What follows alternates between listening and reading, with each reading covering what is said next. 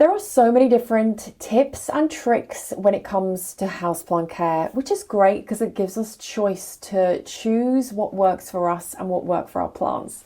There are some basics we need to get right, like having the right light source for our plants, but also giving them water to survive. There are also many different rules, I guess you could call them, or some common practices that many people follow when it comes to houseplant care. I don't like to call them rules because I think when it comes to plant care, we should all feel that we're able to do our own thing. If it works for our plants, if it works for us, then we should do just that, do what works for us. But in this video, I'm going to be sharing 8 things that I don't follow. I don't follow the norm. I have adapted 8 things and I do it my way and my plants are happy and thriving. So I'm going to be sharing those things with you so that you can decide whether you would like to adapt your plant care to work for you. So let's get going.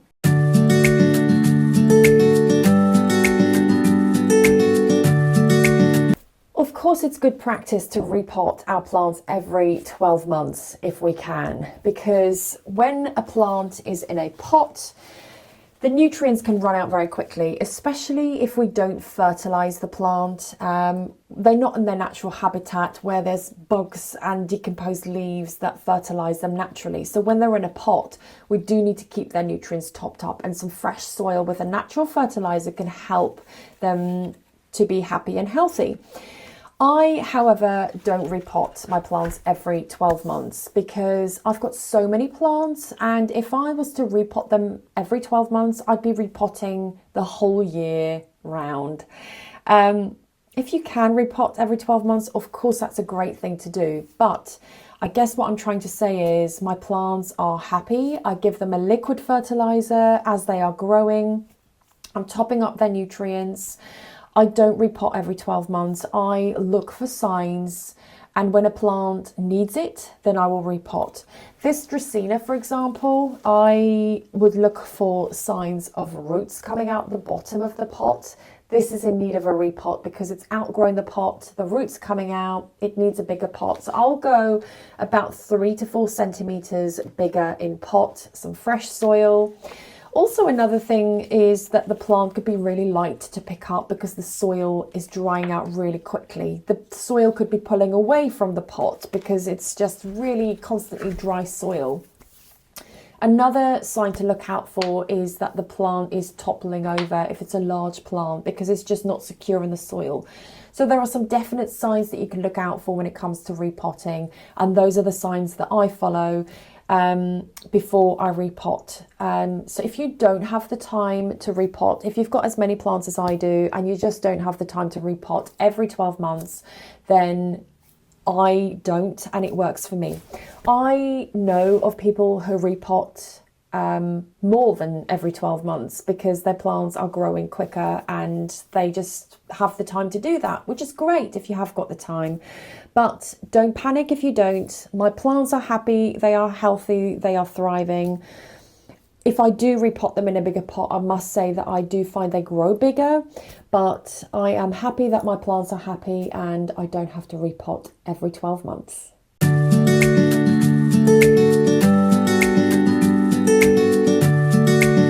The reason it's recommended not to pot into a pot with no drainage holes is because there's nowhere for that water to escape when you give the plant a drink.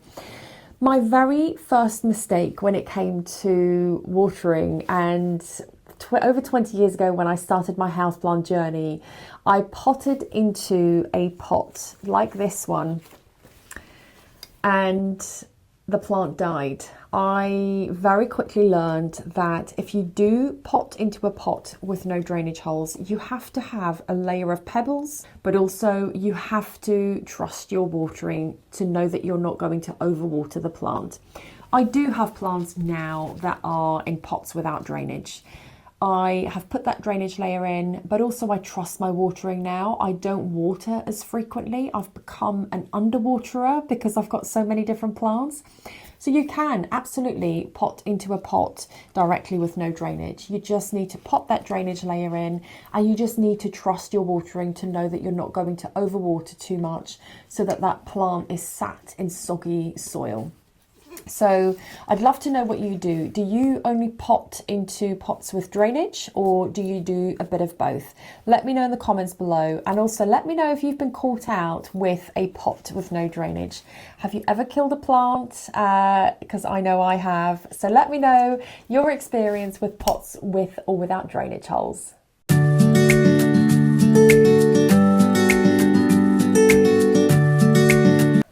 I don't water my plants on a watering schedule. I water on need. I let my plants tell me when they're thirsty, because the leaves might be completely curled in, the pot might be light to pick up, the soil might be a really sandy light colour because I know that soil has dried out.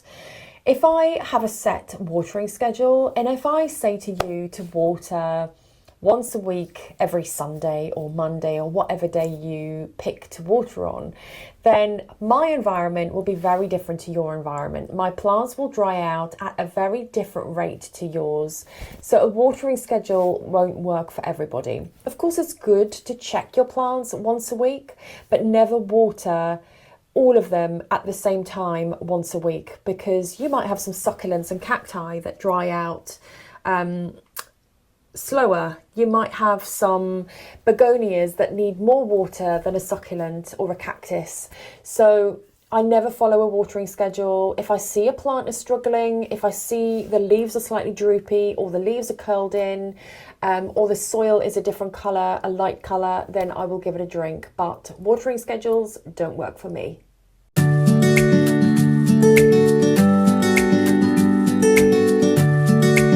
I used to fertilise only during the summer months, but I very quickly realised that my plants are still growing into autumn, into winter, and they need a nutrient top up. Just like I said earlier with plants being in pots, their nutrients are depleted very quickly because they're not in their natural habitat, and it's up to us to keep their nutrients topped up. So whenever I see new growth on my plants, so there's some new leaves and some new growth coming on this Dracaena, for example, I will continue to fertilise until I see that growth slowing down. Into autumn, even into winter, I will just adjust my fertilising when I water, and I will start putting some less fertiliser in as the plant slows down its growth. I'd love to know what you're doing. Do you fertilise at all? Do you fertilise only in the summer months, or do you go according to what your plants need? Let me know in the comments below, because I think there's such a big divide when it comes to fertilising, and you know, so many people do it such different ways. So please let me know what you do. But I find fertilising on need really works for my plants.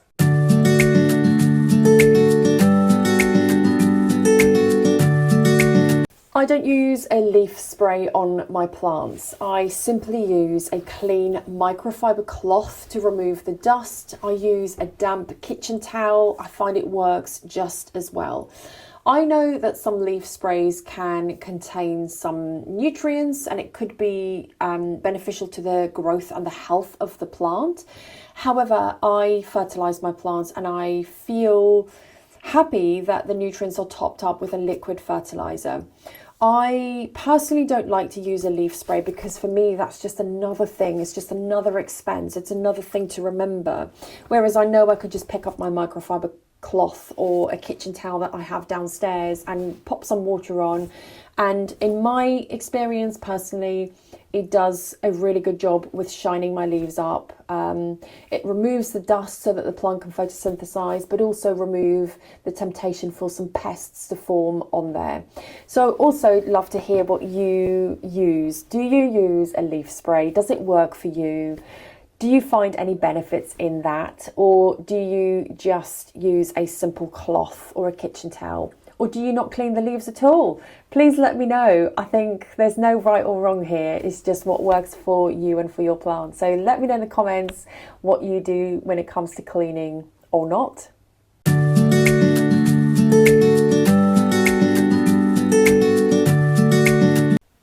care guides on a plant tag to a certain extent. When you buy a new plant and there's a tag on here that gives you some basic plant advice, it's good to follow it to a certain extent. However, I have found in the past that the name on the plant tag is different to what the plant actually is. But also when it says to water the plant once a week, I won't necessarily follow that because my environment that my plant is in might dry the plant out slower, which means my plant won't need a drink once a week. So what I normally do when I buy a plant is I make sure that I really know what the name is, what species of plant it is. And then I do a bit of research to find out how much water it needs. Does the soil like to dry out fully? Does the soil like to be moist? And I go with my own kind of intuition, but also really doing a bit of research to understand what that plant needs. I think some care tags can be quite confusing. So just make sure if you do buy a plant to just research a bit what the plant is. Always ask if you're not sure how to care for a plant. I'm always happy to help. The tag may well be right, but I have seen tags that have incorrect names on. But I think if we can get the basics right of the name of the plant, whether the soil likes to dry out fully or whether it likes some moist soil, and also what light conditions it needs, I think we're on to a good start when we bring a plant into our space.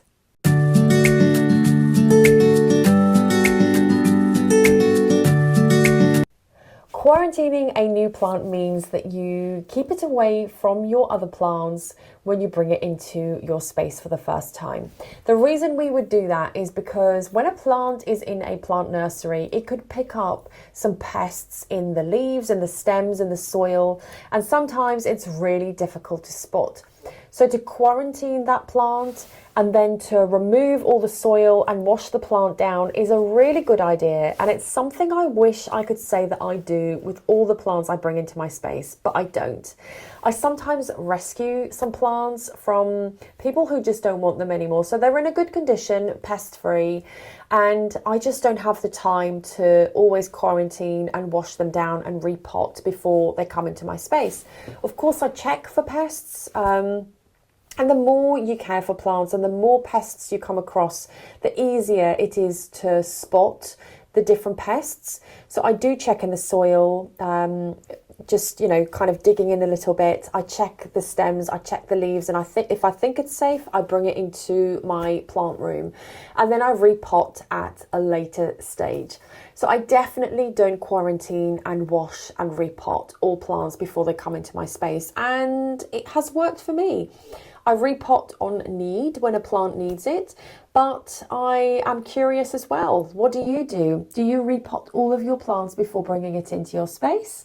Or do you bring it in and repot later when they need it? Let me know in the comments below. If something works for you, then go for it. If you want to start quarantining and repotting your plants and giving it fresh soil as soon as you get a new plant, that's a really, really good thing to do. But if you don't have the time to do it, I don't do it, and it has worked for me so far.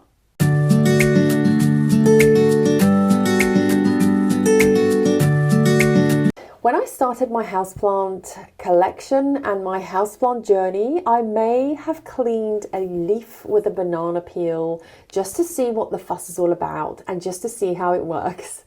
Yes, it shined up my leaf, but it left some banana residue on top of the leaf. And if we start using milk, which is creamy, oil, which of course is very oily, or some bananas, we can leave some residue on the leaf and the leaf pores can clog up.